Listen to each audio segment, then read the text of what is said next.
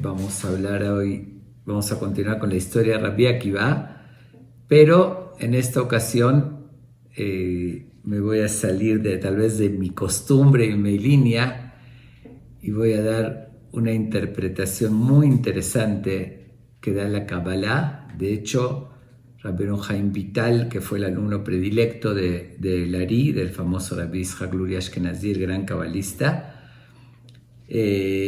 Y quiero antes hacer una pequeña introducción a lo que voy a decir, que primero estuve relatando historias que están en Midrash, en el Talmud, en diferentes fuentes acerca de Rabbi Akiva y de otros grandes sabios a través de todo este periodo que expliqué las Mishnayot del Pirkei Avot. Conté las historias, algunas se oyen muy increíbles y fantasiosas, ¿no? Que hay personas que se les dificultaría aceptar estos conceptos.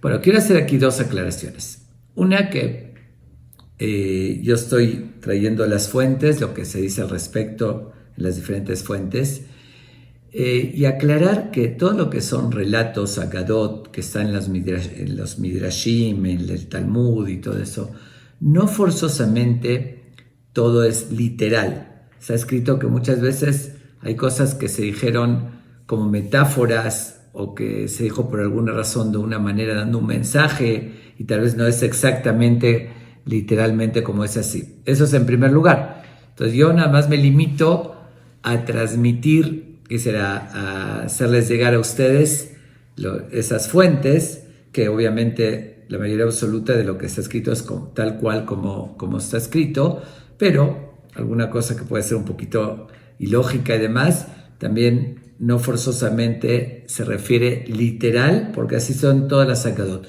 Una cosa son las leyes, las halajot, ahí sí se toma textualmente y literalmente. Lo que son, como dije, relatos y comentarios, explicaciones, no siempre es literal. Y dos, quiero aclarar que también en muchas cosas hay diferentes versiones. Yo hice una investigación y traje la versión más aceptada tal vez, pero tampoco es absoluto, porque es historia desde hace mucho tiempo y hay cosas que puede haber versiones diferentes. Así quiero aclarar que porque soy cuidadoso de tratar de transmitir cosas bien fundamentadas en la verdad, y hago esta aclaración que no me puedo responsabilizar de forma absoluta de que todo fue tal cual lo estoy transmitiendo, por el hecho de que hay versiones diferentes, como un ejemplo, algo que acabo de relatar hace poco, de la primera esposa que tuvo Rabbi Akiva y su primer hijo, que eso está en una versión de Avot de Rabbi Natán. No todos, la mayoría no traen esa historia. Lo encontré y explica lo que sí dice en el Talmud, que fue con su hijo a estudiar, y por otra parte menciona que inmediatamente que se casó se fue a estudiar, entonces da a entender que sí tuvo otro hijo y otra esposa. Un ejemplo, no lo digo. Pero bueno, yo lo cuento como relato, quiero aclarando eso, que no todo es literal y no todo es absolutamente la versión que estoy contando. Eso es por una parte. Por otra parte, lo que voy a mencionar ahorita de la Kabbalah, que no acostumbra hacerlo porque también la Kabbalah es algo muy profundo, tiene metáforas, hay interpretaciones en la Kabbalah, no todo es así forzoso como se transmite, puede uno entenderlo diferente, puede ser una opinión. Entonces, en esta ocasión voy a dar esta explicación por lo interesante que es. Puede ser literal, puede ser no literal.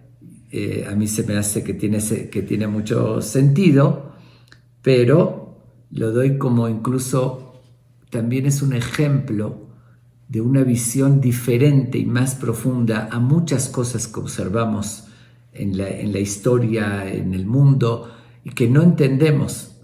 Y aquí es, aunque sea, ampliar un poquito el panorama para que nos acostumbremos que no todo es como aparenta ser. Las cosas pueden tener otra explicación. Si quieren tomarlo esto literal, como lo transmite Rabbi Haim Vital, ese gran cabalista, o pueden, como dije, tomarlo metafórico, o que podría ser parte sí, parte no sé, a mí no me consta, y no puedo decirles con certeza, pero la idea y el mensaje sí es muy significativo, porque si no lo quieren tomar literal, tómenlo como ejemplo a muchas cosas que suceden en la vida y que no tenemos una explicación, y eso es una posibilidad de explicación para verlo en otra dimensión y las cosas más profundas. Bueno, después de esta introducción, que ya, ahora sí, me quité la responsabilidad porque, como les digo, soy cuidadoso y no quiero que se malinterprete algo. Si es una información que yo lo vi con mis ojos y lo viví, lo digo como afirmando de forma absoluta. Esas son visiones y conceptos. Bueno, entonces quiero empezar con parte de la historia que ya conté de Rabbi Akiva, pero comenzando haciendo unas preguntas de cosas que son difíciles de comprender. Y justamente con esta visión y esta explicación se van a responder todas estas preguntas. Todos conocemos la famosa historia que en el periodo de los días que contamos Omer murieron 24,000 alumnos de Rabbi Akiva. Este gran Rabbi Akiva, que tanto hablamos de él en estos días, que llegó a un nivel tan, pero tan alto, y que su esposa se sacrificó para que vaya a estudiar, y logró reunir 24,000 alumnos en esos 24 años que estuvo estudiando con el permiso de su esposa, 1,000 por año, y al final todos esos alumnos fallecen. ¿Y cuál es el argumento que conocemos? Porque no se respetaban lo suficiente unos a los otros. Pero aquí realmente cabe preguntar dos cosas, dos preguntas importantes sobre esto. En primer lugar, ¿puede ser una sentencia tan grave por no respetarse? Obviamente que es muy importante respetarse, pero en ningún lugar dice en la Torá que está condenado a pena de muerte. Una cosa es asesinato o algo similar, y otra es no respetarse. Está muy mal, obviamente, es mal ejemplo, pero ¿cómo se entiende esa gravedad? Me refiero de que hayan muerto 24,000 grandes sabios por ese detalle, como que es difícil de entender ese suceso. Eso es por una parte. Y por otra parte, yo me pregunto, es muy extraño también que 24,000 personas que están en la misma escuela, por naturaleza cada ser humano tiene otras cualidades, otro carácter.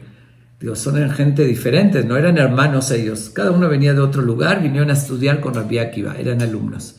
Todos cometieron exactamente el mismo defecto. Todos cayeron en eso. Como que está extraño. Digo, podría ser, pero es mucha casualidad.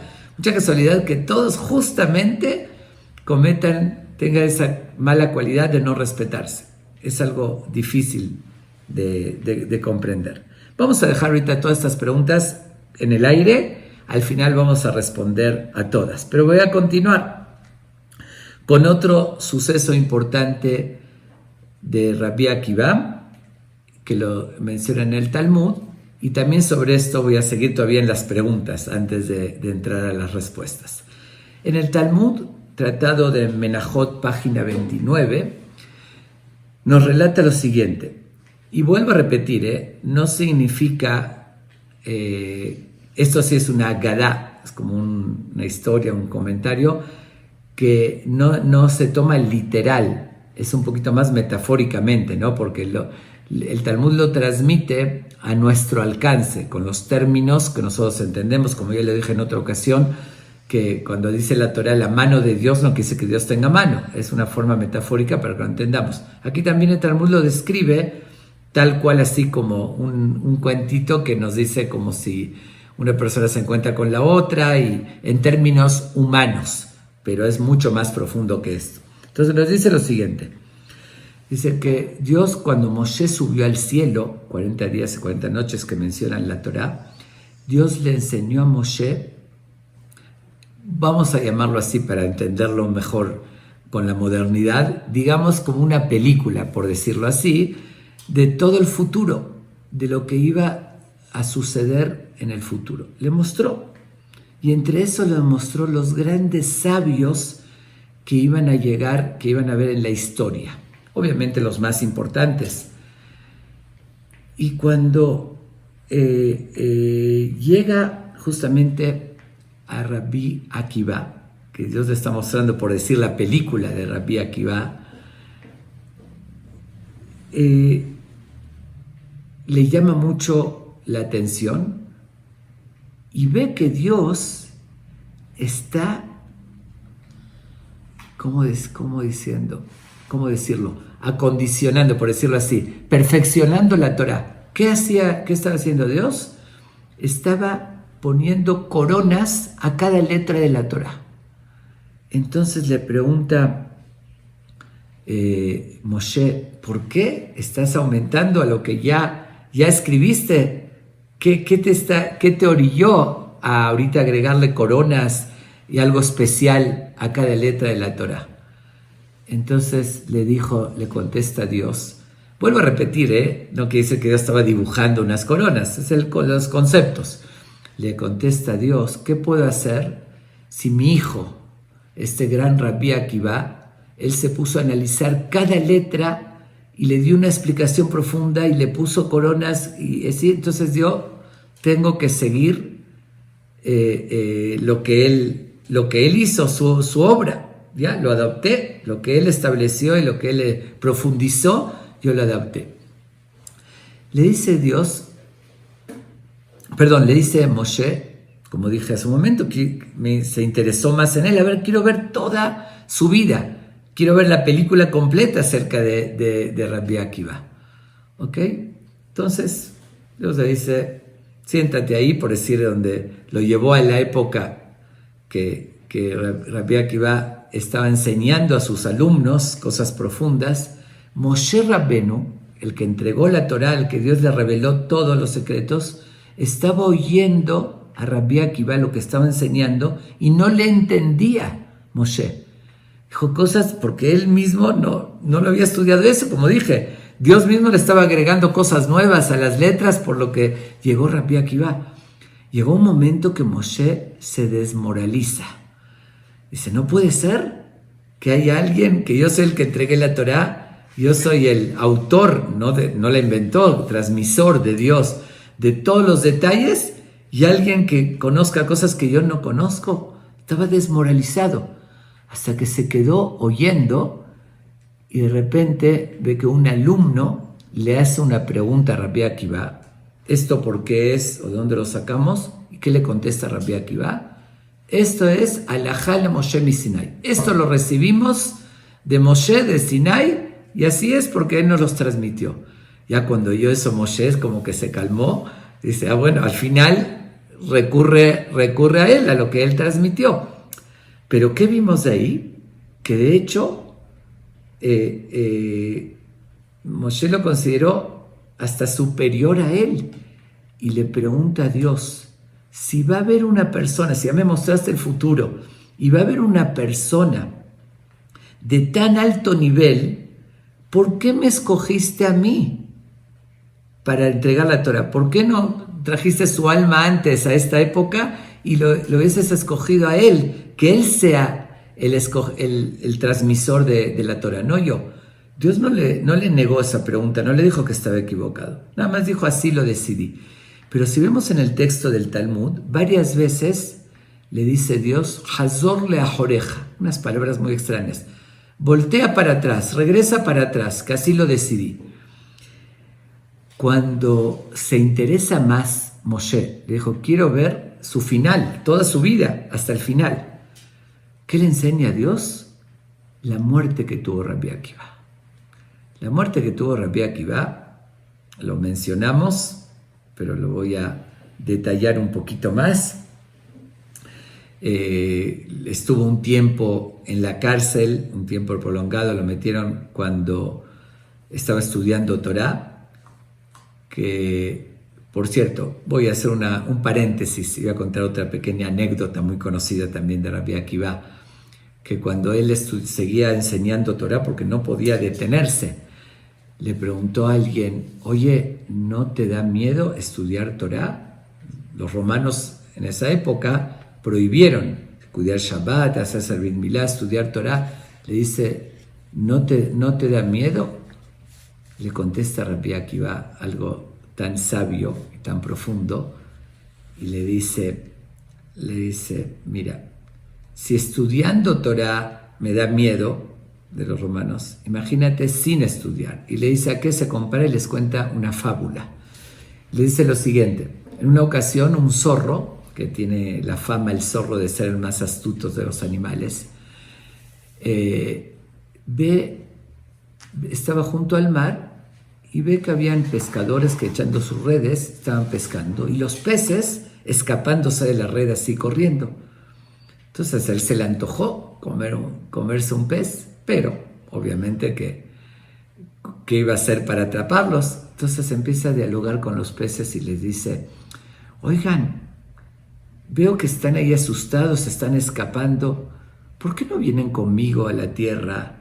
Dice así, bueno, obviamente diciendo en fábula, le dice: tus antepasados también estuvieron conmigo, vamos, aquí va a estar, venga, yo los voy a proteger, vengan, vamos a pasarla bien, ahí se están escapando como locos así de las redes, están en peligro, vengan conmigo a la tierra. Entonces les dicen los peces al zorro: ¿sobre ti dicen que eres el más astuto de los animales? Realmente eres un tonto lo que nos estás diciendo. Tu argumento es ridículo. Si aquí, que estamos dentro del agua, que es nuestro oxígeno, igual estamos en peligro con las redes que nos quieren cazar, si salimos del agua a la tierra, donde no tenemos oxígeno, donde es una muerte segura, ahí vamos a estar mejor, ahí seguro que nos vamos a morir. Aquí todavía podemos escaparnos, ¿sabes? Igual estamos en peligro. Entonces les dice Rabbi Akiva, eso lo contó como metáfora, les dice: si estando en el estudio de la Torah, que es nuestro oxígeno y nuestra vida, como dice, Kiem Hayenu Beorejeamenu, que son nuestra vida y nuestra larga vida, igual estamos en peligro de las redes de los romanos, si vamos a salir del agua, del oxígeno, dejar el estudio de la Torah, voy a estar más en peligro. Obviamente quiero hacer un paréntesis, una aclaración, que no se confunda. Eso Rabbi Akiva en su nivel, y él sabía que al final tenía una fe muy alta y lo que estaba destinado. Normal, una persona así se tiene que cuidar. Si hay un riesgo y una ley, no puede evadirla. Pero Rabbi Akiva, en el nivel que estaba, les contestó así. Pero al final, y era un destino que tenía que vivir, lo atrapan a Rabbi Akiva, lo meten preso, un tiempo en una cárcel, y creo que llegué a contar que iban los alumnos a veces a estudiar a la cárcel y él se negaba, pero iban a veces, y cuentan que una vez uno de ellos fue junto a la cárcel como un vendedor, porque también le prohibieron, por eso lo atraparon, le prohibieron enseñar Torah. Entonces fue como un vendedor y empezó a decir, a cantar, como esos vendedores callejeros: vendo tal y tal cosa, y dentro de sus palabras le hizo una pregunta a Rabbi Akiva: ¿cómo es la ley sobre esto? Y seguía diciendo: vendo, y Rabbi Akiva lo oyó y también le contestó: ¿qué estás vendiendo? Y en la mitad le da la respuesta. Así se la rebuscaban para estudiar. Pero llega el día que lo condenan, ya lo llevaron al patio donde ejecutaban en la cárcel. Dicen que era vísperas de Kippur, esa es una versión, otros dicen que fue el mismo Kippur, pero la versión del Talmud es que fue vísperas de Kippur, y en ese día fue el mismo Tornostrofos, que tanto hablamos de él, que ayer lo dejé pendiente, que voy a contar la historia de su esposa, de Tornostrofos, que en un momento lo vamos a contar, y vamos a ir relacionando todo. Bueno, de todos modos, llega el día ese y es conocido cómo lo condenaron a Rabbi Akiva, qué muerte tan trágica le dieron, que pusieron unos peines de acero, lo calentaron, cuando estaba en el rojo vivo, le fueron peinando su piel, desgarrando más bien. Es algo que no podemos imaginar, la tortura y el dolor y la forma tan trágica de esa muerte. Pero es conocido, se menciona que en ese momento Rabbi Akiva se puso a decir el Shema Israel con devoción y con todo su sentimiento, pero estaba sufriendo. ¿Se pueden imaginar qué dolor tan fuerte es que le desgarren la piel a una persona con peines de acero al rojo vivo, además de quemarlo, desgarrarlo? Y él, concentrado, decía en Shema, dice que le preguntó a los alumnos, Rabbenu Adkan, hasta ese grado, entiendo, está bien que aceptes lo que Dios dispone y aceptes de muerte, pero con esa emoción y esa devoción, ahorita estás sufriendo, ahorita quéjate de tus heridas, de tu dolor. Es el momento para decirlo con esa entrega.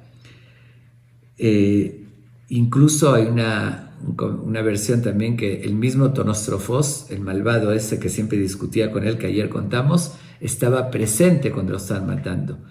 Y entonces le preguntó a Rabbi Akiva, dime, ¿tú eres brujo que no sientes el dolor o te vale el sufrimiento? Y le dijo, ni una ni otra, ni soy brujo ni me vale el dolor, seguro que me duele y que sufro. Sin embargo, ¿qué les dijo? ¿Qué le contestó a sus alumnos? Dice, toda mi vida estuve leyendo el Shema todos los días. ¿Qué decimos en el Shema? Ve'avta et Hashem Elokeja, amarás a Dios, bechol levaveja, uchol nafsheja, uchol meodeja, con todo tu corazón, que eso es conectándonos con Él, con el rezo, con la tefilá, bechol nafsheja, y con toda tu alma y con todo tu dinero. ¿Qué significa con toda tu alma? Dice, se explica en los Jamim, que incluso si quita tu alma lo tienes que amar. Dice, siempre lo dije de boca para afuera.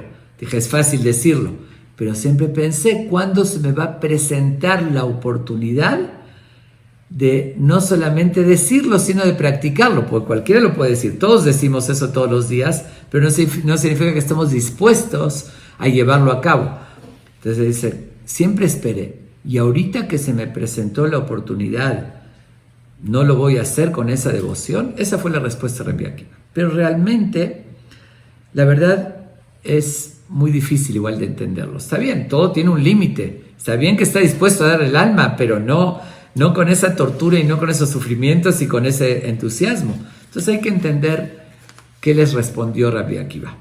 Esa es la tercera pregunta.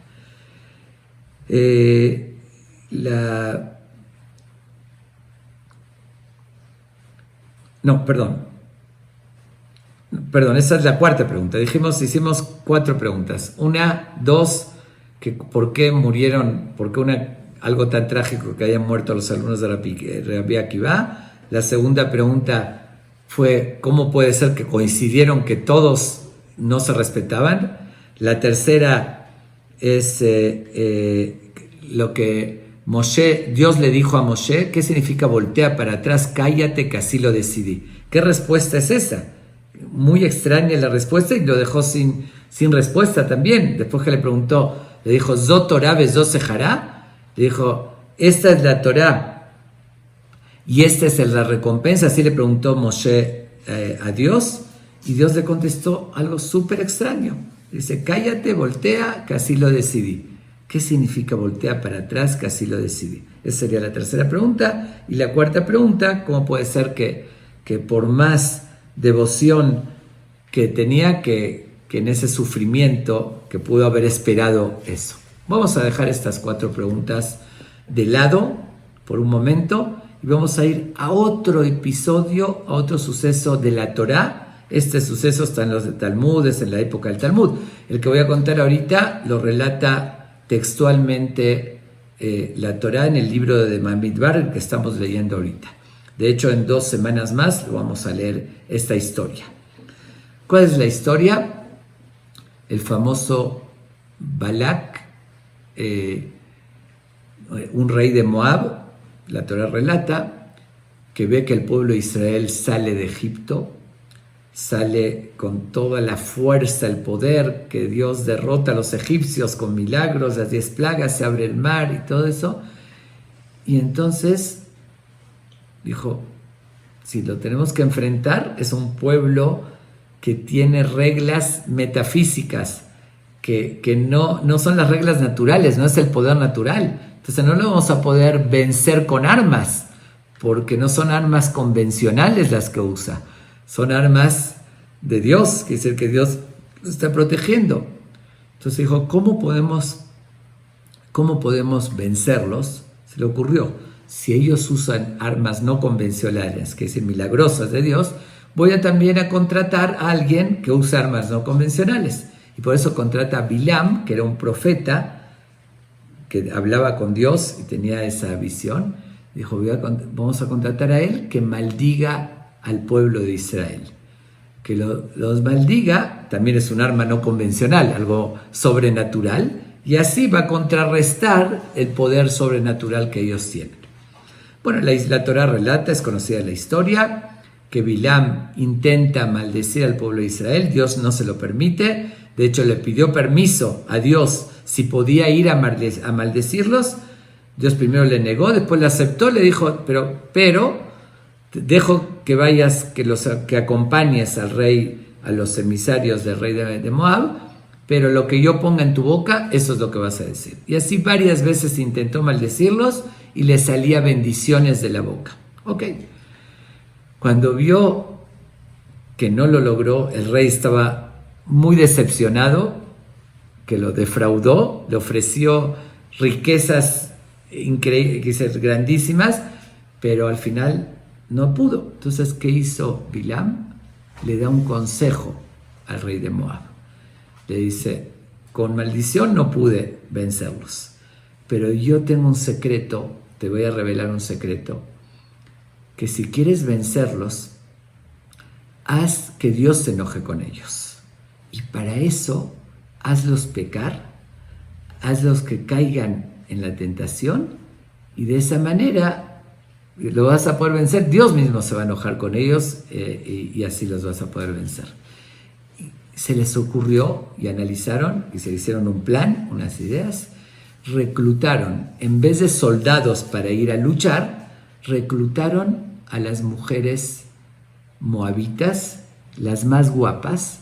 Buscaron mujeres jóvenes, muy guapas.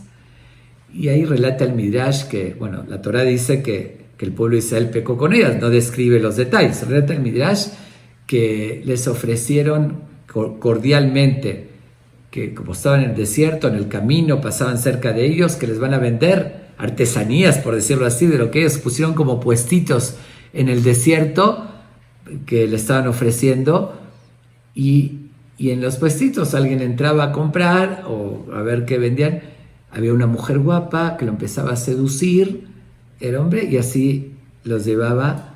Pero no solamente eso, no solamente que cayeron muchísimos en esa trampa y pecaron con las hijas, con las moabitas, sino que además los incitaron a idolatrar.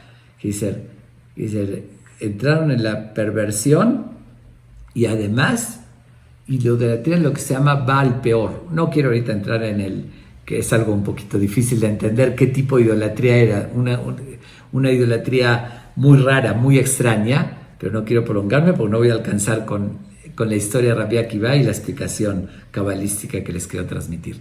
Pero bueno, la cosa es que, ok, está bien, son seres humanos, con debilidades, y cayeron.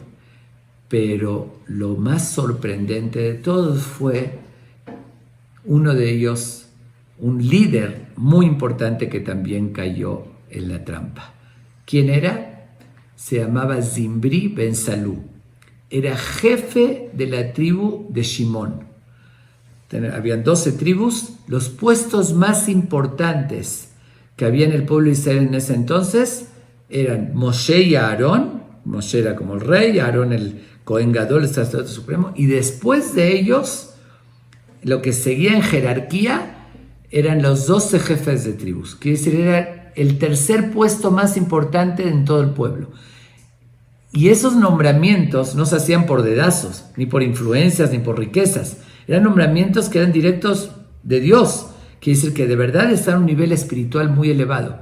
Y sin embargo, este jefe de tribu cayó en esa trampa. ¿Pero con quién? El rey de Moab mandó a su propia hija, que era una princesa hermosa, también muy con una belleza muy particular, y estaba dispuesto incluso a mandar a su propia hija para hacer caer al pueblo de Israel, para hacerlos pecar.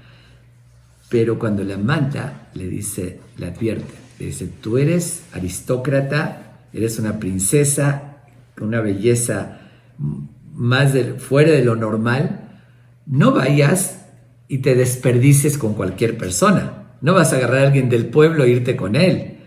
Tú tienes que buscar a los líderes más importantes, trata de seducir a Moshe y a Aarón, que dicen a los jefes más importantes, para que Dios se enoje con ellos, para hacerlos caer. Ve a seducir a los más importantes. Obviamente que ella no se podía acercar a Moshe y a Aarón, pero sin embargo se topó con este jefe de tribu Zimri ben Salú, y él sí cayó bajo sus encantos. Y no solamente que cayó, se degradó tanto que lo hizo públicamente.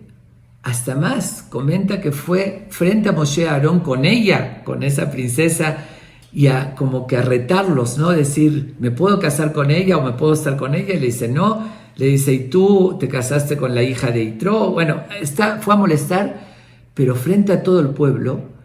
Y él, como él era un gran líder, tuvo 24,000 personas de su tribu que lo siguieron. Y todos cayeron pecando, idolatrando, se fueron con las mujeres moabitas, y él lidereando a todos. Y en la Torá relata que llegó Pinjas, nieto de Aarón a Cohen, y con una espada los mató, quise decir, vengando por Dios. Bueno, eso es la historia, no quiero entrar ahorita en detalles. Digo, hay que entender el contexto, porque fue mucho Hilul Hashem, profanar el nombre de Dios, y él tomó esa iniciativa, pero no quiero entrar ahorita en la explicación de eso. ¿Okay? Esa es la historia a grandes rasgos que nos relata la Torá. Vimos dos historias. Por una parte la de Rabbi Akiva, y por otra parte, mucho tiempo antes, la de este jefe de tribu Zimri ben Salú y sus seguidores. Nos dice este gran cabalista, el Rabbi Chaim Vital, en nombre de Lari, que este jefe de tribu, después de muchos años, reencarnó en Rabbi Akiva. No quiero entrar tampoco en el tema de reencarnación, porque es un tema muy también complejo, profundo. Algunos lo aceptan literal, otros no. Pero se los paso al costo, como me sirvió de dar esta explicación. Y como les dije, cada uno como lo tome, si se acepta o no, más que todo es el concepto y cómo todo encaja, embona perfectamente. Entonces se explica qué quiere decir reencarnó, que su alma, después de muchos años, volvió a nacer en el cuerpo de Rabbi Akiva. Puede ser una parte del alma, al que se llama nitzos, que es algo también que no entendemos. El alma se comparó a la vela y se divide. Bueno, de todos modos, a veces una parte entra en un cuerpo para corregir algo. Y no solamente eso, las 24,000 personas que se mencionan en la Torá, de esos seguidores de este jefe de tribu, que pecaron con las moabitas e idolatraron, la Torá menciona que mandó a Dios una epidemia y murieron esas 24,000 personas en una epidemia. Entonces, según esta visión cabalística, esas 24,000 personas que menciona la Torá reencarnaron en estos 24,000 alumnos de Rabbi Akiva. Que decir, aquí se repitió una historia, pero de forma totalmente diferente. Vamos a ver una y otra para ir armando, hilando cabos, por decirlo así, ¿no? Según este concepto. Este Zimri ben Salú, este jefe de tribu, él estaba en el nivel más alto, en todos los aspectos. Como dije, la tercera persona de categoría después de Moshe y Aarón, que es él y sus compañeros o los otros jefes de tribus, pero el tercer puesto de importancia. ¿Se imaginan qué nivel espiritual? Era aristócrata, él tenía ascendencia desde Jacob, de forma directa, descendiente de Jacob. Tenía todo, estaba en lo más alto y terminó en lo más bajo que podía haber. Es decir, pecando públicamente, profanando el nombre de Dios, idolatrando, frente a todos, se degradó a lo más bajo, de lo más alto a lo más bajo. Rabbi Akiva, que según esa versión se reencarna Rabbi Akiva para corregir ese error, fue totalmente lo contrario. Rabbi Akiva empezó de lo más bajo, como ya lo relatamos. Rabbi Akiva era ignorante, un campesino, no tenía aristocracia, no tenía familia, su papá no tenía una ascendencia aristocrática del pueblo de Israel, su papá fue un converso, ya contamos la historia. Empezó de lo más bajo, que al margen nos da una lección impresionante Rabbi Akiva, que nadie puede usar como pretexto: yo no tengo familia, no tengo ejemplo de la familia, yo no tengo dinero, yo no tengo conocimientos. Todas esas adversidades se pueden superar. Ahí está la prueba de Rabbi Akiva. Quedó huérfano a los 2 años, no venía de ascendencia, era pobre, no tenía hasta los 40 años, no tenía conocimientos, superó todo eso, igual uno puede llegar. Bueno, empezó a lo más bajo y terminó en lo más alto que puede haber. Lo opuesto a Zimri ben Salú. El otro murió profanando el nombre de Dios al máximo, y él murió santificando el nombre de Dios. ¿Se imaginan qué ejemplo, qué demostración de convicción total de la fe en Dios, demostrando de que aunque lo están torturando, él está diciendo el Shema Israel, la fortaleza, el ejemplo, no podía haber algo más grande. Pero justamente él tenía que corregir la forma que murió en su vida pasada, con lo opuesto, muriendo, ahora sí santificando el nombre de Dios. ¿Por quién cayó Zimri ben Salú, este jefe de tribu? Por debilidad, por una mujer, que sin echarle la culpa a la mujer, porque aquí al contrario, en Rabbi Akiva fue una mujer lo que lo llevó a lo más alto. Fue él que tuvo esa debilidad. Por una mujer se degradó y fue a lo más bajo que puede haber. Rabbi Akiva exactamente lo contrario. Fue también por una mujer. Zimri ben Salú, el que dijimos, Rabbi Akiva, su esposa, ya contamos la historia, Rachel, que le dijo a sus alumnos: todo lo que yo tengo y lo que ustedes tienen no me pertenece a mí. Todo es gracias a Rachel, a su esposa, que ella se casó con él con la condición que vaya a estudiar. Ella le dio la fuerza, lo incitó. Ya relatamos la historia de Rachel, si recuerdan, bueno, los que estuvieron oyendo, ¿no? Que Rachel era la hija de Calvá Sabúa, del multimillonario, que ella vio en él un potencial muy grande por sus cualidades, y aunque se casó con él, aunque su papá la desheredó y la corrió de la casa, y gracias a ella, que la autorizó, como ya contamos, se fue 12 años a estudiar, regresó, y oyó que estaba hablando con un vecino, y que ella dijo: si se tiene que dar otros 12 años, estaría yo contenta, y se quedó 24. Todo, de todos modos, el nivel que llegó fue gracias a una mujer. El otro se degradó por una mujer, y aquí se elevó por una mujer. De esa manera corrigió lo anterior. Pero como en la otra vida pecó por una mujer, tuvo que pasar pruebas Rabbi Akiva, a ver si ahorita sí tenía esa fortaleza de no tener esa debilidad y llegar a pecar por una mujer. Y voy a contar algo más que relata el Talmud. Pero primero nada más un detalle de que el nombre de él, Akiva ben Yosef, suma 406. Si contamos el valor numérico de cada letra, más las mismas letras, que son 11, Akiva ben Yosef, suma exactamente 406. Y Zimri ben Salú, tal como lo dice la Torá, suma exactamente 406. Es algo impactante. Según esa visión de la Kabbalah, vino él, reencarnó en él y los nombres son exactamente, tienen el mismo valor numérico. Bueno, eso es un detalle, obviamente. No quiere decir que es a fuerzas. Pero hay otro, con esto podemos ver también otro secreto o descubrir un secreto de la Torá. Cuando se menciona en el libro de Bamidbar que Dios mandó una epidemia y murieron esos 24,000 personas de la tribu de Shimón, seguidores de este líder, dice después, Vayhia Harea Magefa, fue después de esta epidemia, Vayomer Hashem el Moshe, y Dios le dijo a Moshe X. Pero hay algo muy extraño ahí. Cuando dice Vayhia Harea Magefa, se interrumpe, hay un espacio en el mismo pasuk. En la Torá, en el Sefer, se va a ver un espacio.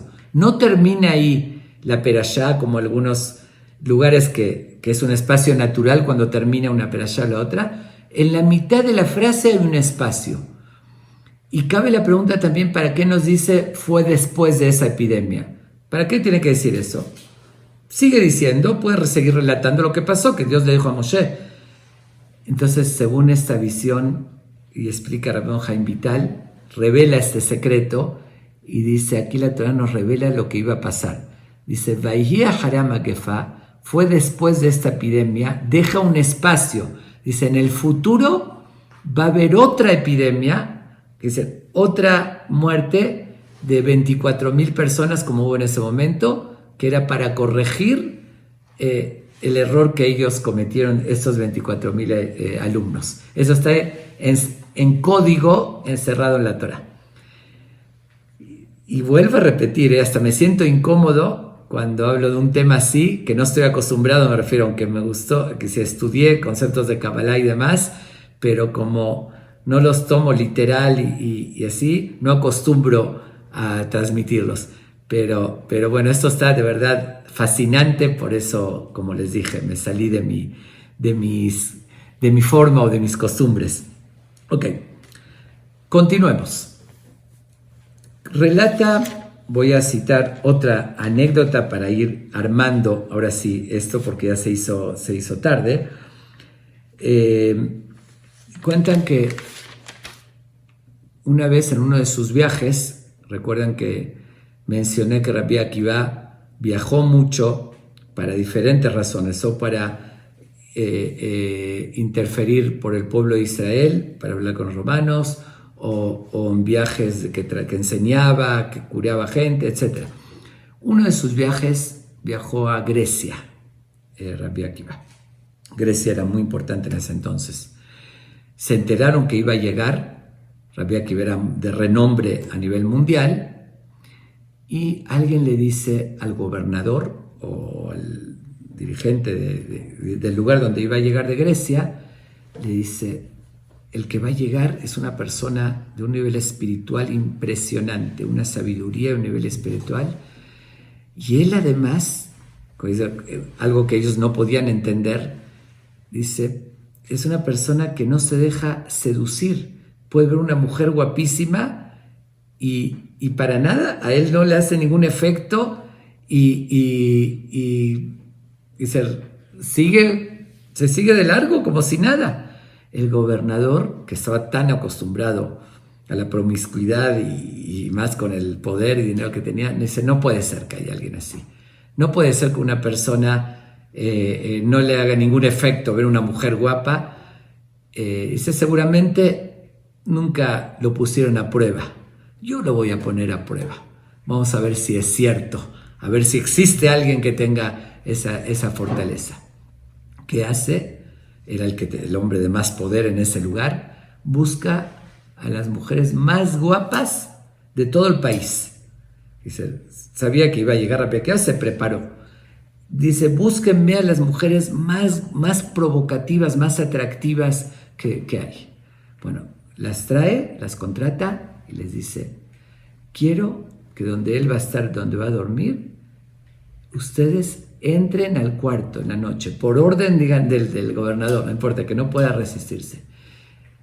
Busquen ser lo más provocativas que pueda haber y yo les pido que acomode el lugar, los seduzcan y quiero que caiga con una de ustedes. Quiere decir que si no es una, la otra, lo tienen que seducir y hacerlo caer, hacerlo pecar.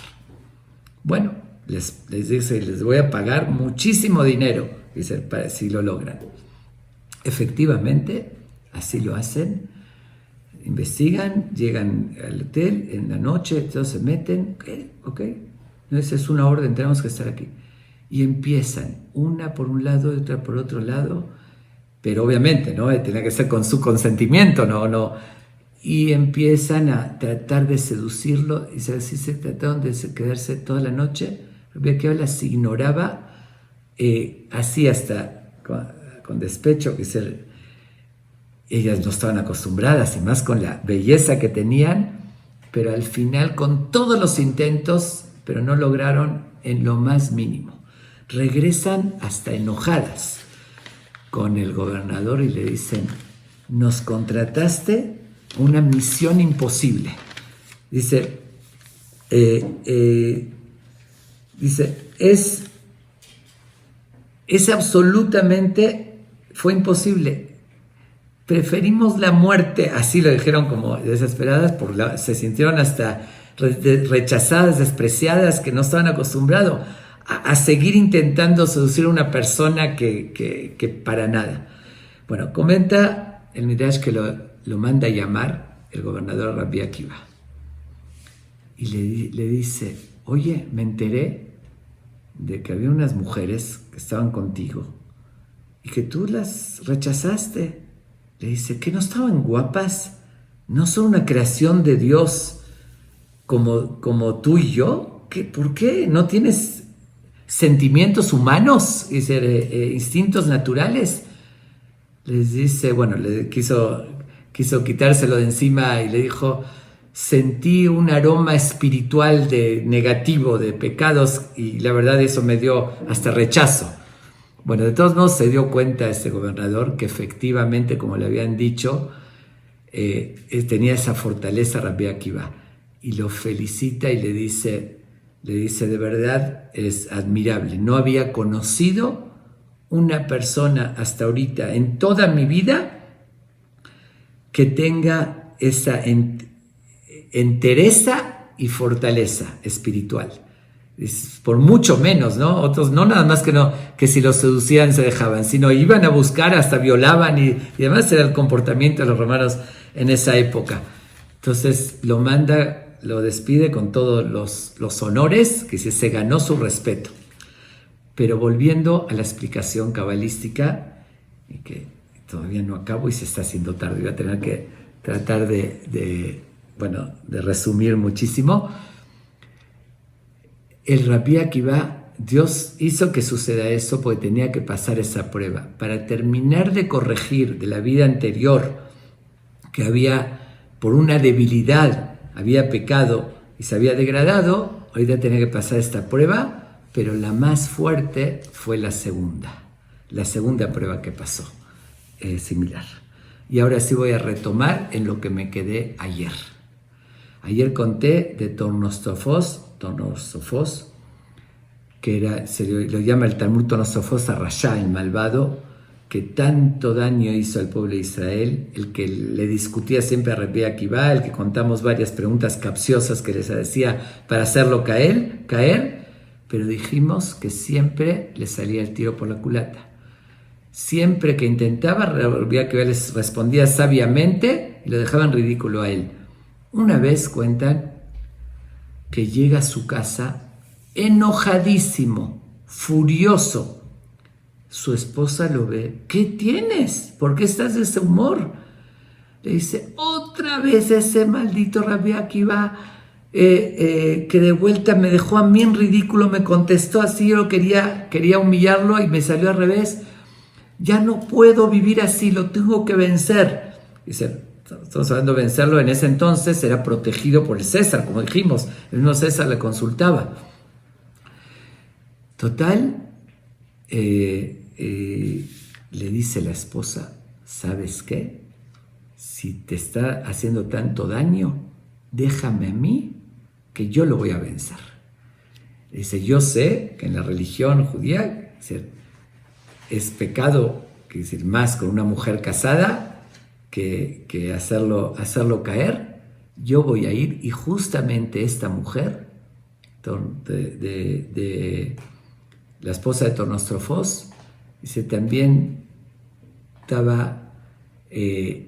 tenía una belleza, pero como dicen, dotes femeninas muy convincentes, pero muy notoria. Él era muy importante, Tornostrofos, escogió a la mujer más guapa y era muy famosa y conocida por su belleza.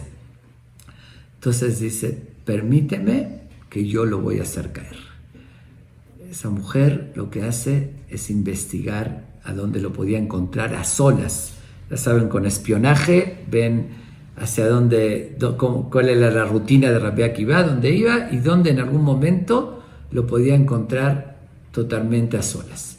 Después de la investigación se viste muy provocativa y va hacia donde, y se lo encuentra a él donde está a solas. Rabbi Akiva la conocía porque cuando estaba con el César, cuando iba con él, estaba él y sabía él y su esposa, y sabía también lo importante que eran. Ellos sacaban decretos. Entonces Rabbi Akiva, cuando la ve así llegar y la ve que está caminando provocativa y además acercándosele de una forma que era evidente que lo quería provocar, y de verdad era algo muy, muy llamativo, es decir, llamaba mucho la atención. En esos momentos Rabbi Akiva reacciona de una forma muy extraña. Dice, reaccionó haciendo 3 cosas. La primera, escupe en el piso. La segunda, después llora y después se ríe, parecía loco. Dice, pero fuera de esas reacciones se queda indiferente, ¿no? Como si no vio nada, como decir, no le hizo ningún efecto. Dice, obviamente que no se dejó seducir. Ella queda pero absolutamente impactada. Estaba tan acostumbrada que cuando salía a la calle todos volteaban a verla. Dice, bueno, hasta la molestaban. Tenía que siempre, ella sabía que a cualquier hombre lo tendría a sus pies inmediatamente.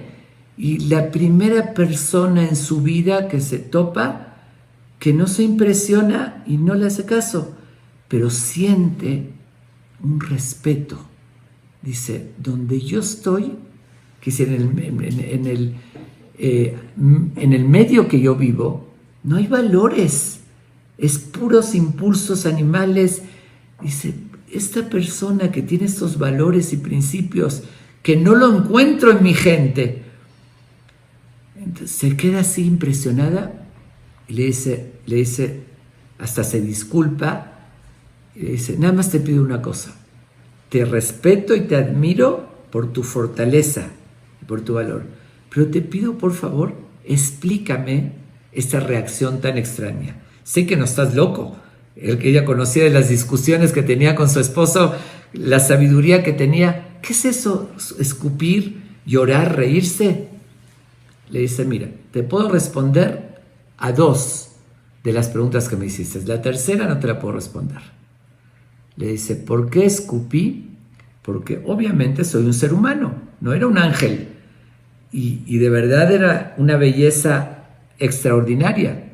Y inmediatamente se despierta los instintos naturales de un hombre al ver así.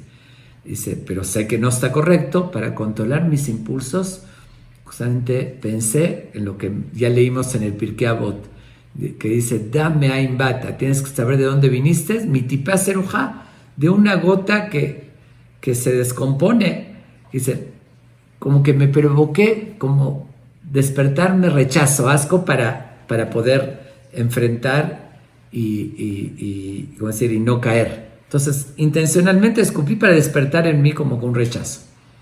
Ahora, ¿por qué lloré? Porque por otra parte, sí, valoro una belleza así. Y lloré, me dio tristeza que una belleza así, dice, vi que estás mal utilizando la belleza, que quería seducirlo, y por otra parte, al final ese cuerpo tan bonito va a terminar en la tierra, y sentía angustia, que no está valorado, y así. Le dice, ¿y por qué me reí? Eso no te lo puedo decir, no por el momento. En algún momento, va a llegar el momento que te lo voy a poder revelar. Ok, fue el último intento que a Tornosofos le salió, como dije, el tiro por la culata, porque ella quedó tan impactada de Rabbi Akiva que decide pedirle el divorcio a su esposo, porque vio la diferencia de los valores que tenía Rabbi Akiva con su esposo, que era malvado, y con toda su gente, y decide convertirse al judaísmo. Se convierte al judaísmo, y al final, eso es lo impresionante, termina casándose con Rabbi Akiva, porque después muere su esposa Rachel, y ella sintió tanto acercamiento a la religión de convencimiento, y se casa con él.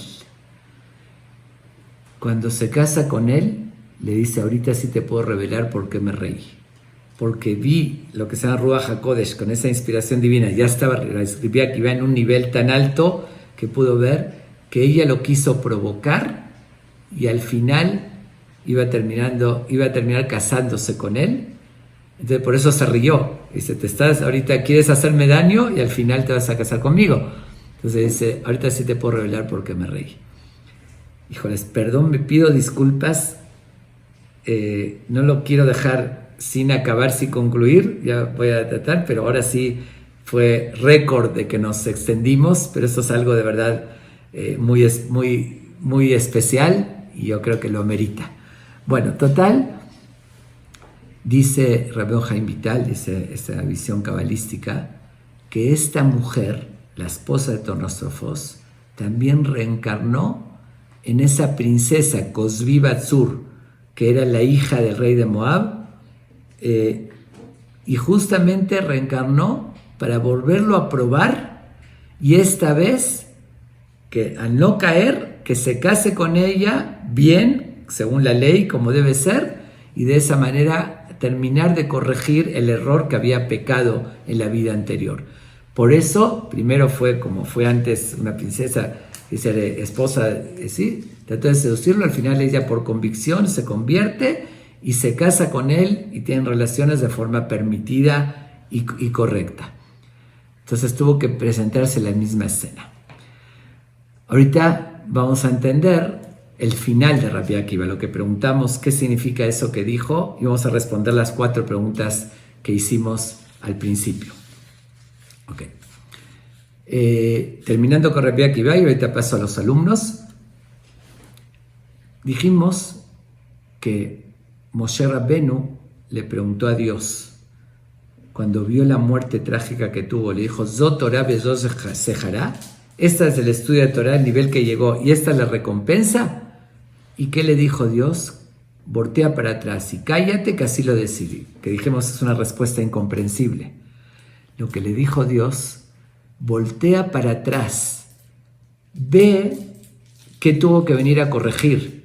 Ahí no lo puedes entender, viendo esa muerte trágica no puedes entender, pero voltea para atrás, ve a Zimri Ben Salú, este jefe de tribu de Shimón, cómo se degradó del nivel más alto, y en una persona de esa categoría no se podía aceptar. Dios le dio otra oportunidad para que corrija eso. Dice, si volteas para atrás y ves qué hubo antes, dice, vas a entender por qué así lo decidí. Él, para terminar de corregir la muerte profanando el nombre de Dios que tuvo Zimri Ben Salú, tenía que morir santificando el nombre de Dios al máximo, y no había una forma más significativa que con esas torturas igual mantener, de todos modos mantenerse con esa fe. Y también podemos entender lo que respondió a sus alumnos. Cuando le dijeron, Rabbenu Adkan, hasta ese grado, ¿qué les dijo? Toda mi vida estuve esperando cuándo se va a presentar este momento, y ahorita que se me presentó no lo voy a hacer.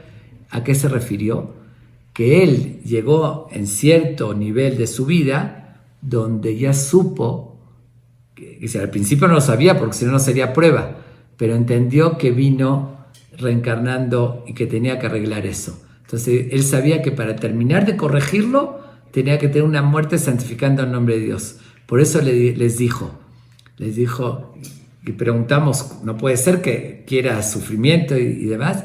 Dijo, estuve esperando este momento, tener la oportunidad de que a pesar del dolor santificar el nombre de Dios, y así voy a terminar de corregir lo anterior y llegar al más alto nivel del Gan Eden, como relata el mismo el Talmud, que salió un eco también, dijo, Rabbi Akiva está llegando, que se va a llegar al más alto nivel del Gan Eden. Con eso respondemos las preguntas que hicimos, pero vamos a los 24,000 alumnos. Los 24,000 alumnos también reencarnaron. Con eso podemos entender por qué tuvieron esa muerte, porque tenían que corregir. La vez pasada murieron pecando y demás. Ahorita tenían que morir como alumnos de Rabbi Akiva, como grandes sabios. ¿Por qué no se respetaron? Y aquí hay un secreto en la psicología del ser humano, bueno, más bien un secreto en la metafísica, ¿no? Que lo dice la Kabbalah. A veces nos llega a suceder que vemos a una persona y decimos, ay, me cae bien pero alguien que ni conocemos. Igual uno siente, me hizo clic. Y ahí vemos una persona y decir, me cae mal.